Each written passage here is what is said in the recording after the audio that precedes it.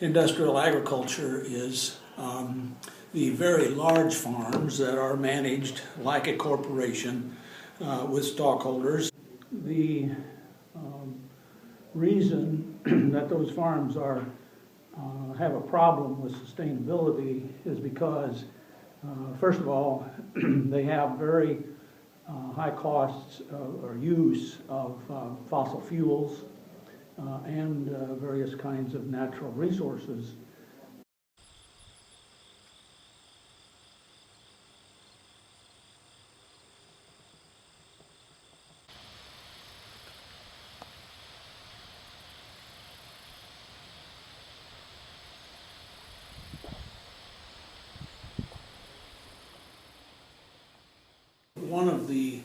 Well, there's two areas that seem to be in the forefront in the larger industrial farms, and that is air pollution. It's gotten a lot of play. It's gotten a lot of criticism from communities out there with those farms. And the other is water pollution. The large feedlots and large operators have strict controls on their what's called point source pollution.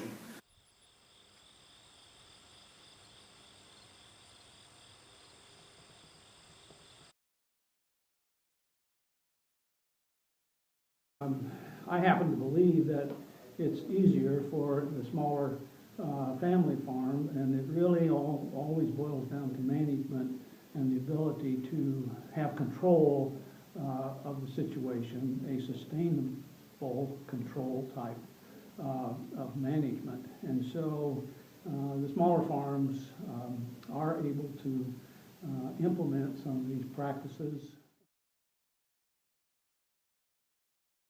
There is a difference, and the difference being around the fact that the large industrial farms have a tendency to spend their money at the main offices of a company. They don't spend their money very much in the community, and they're aware of that. They've been criticized for it, and they try to benefit that. They try to compensate for it.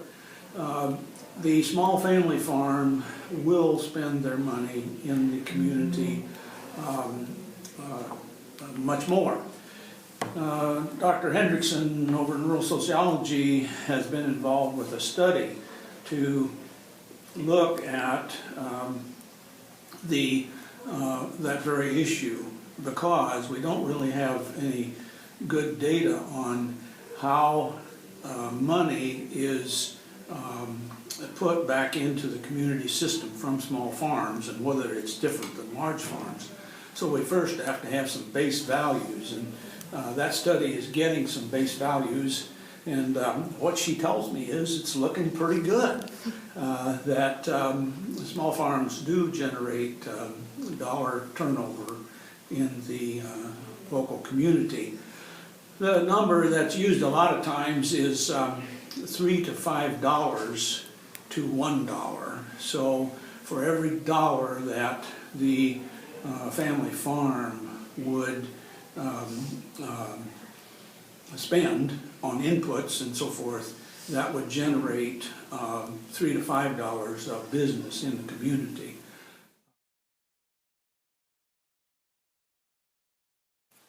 The local feedlot affects our community by offering us a place to sell our grain, whether it be basically corn, but he also buys or can buy oats, and the local farmers, it encourages them to go ahead and continue to plant the corn because they know that they have an outlet to go for it. He also is in the process of buying our animals. Once they get up to size, he'll buy them, and then once he has a big potload, he takes it on up to a bigger feedlot.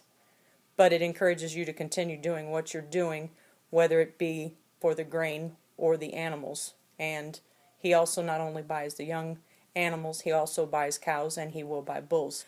The prices actually are very competitive with what you would get if you would take it to a sale barn, or even like a MFA or a grain place.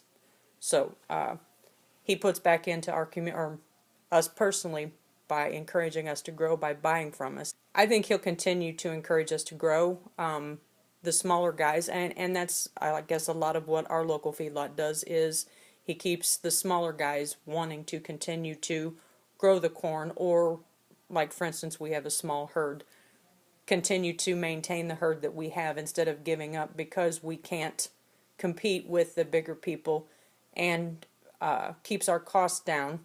You don't have to haul the animals as far or have to haul the grain as far.